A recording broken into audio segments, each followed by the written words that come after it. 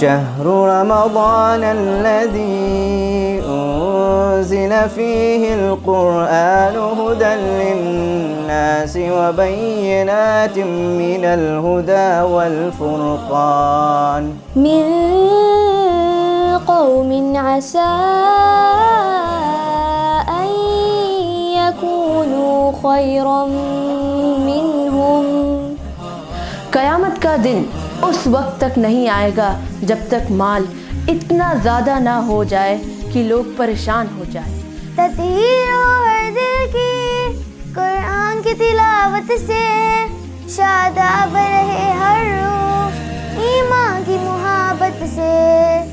उनकी महफिल के आदाब कुछ और है, लब कुशाई की जुर्रत मुनासिब नहीं।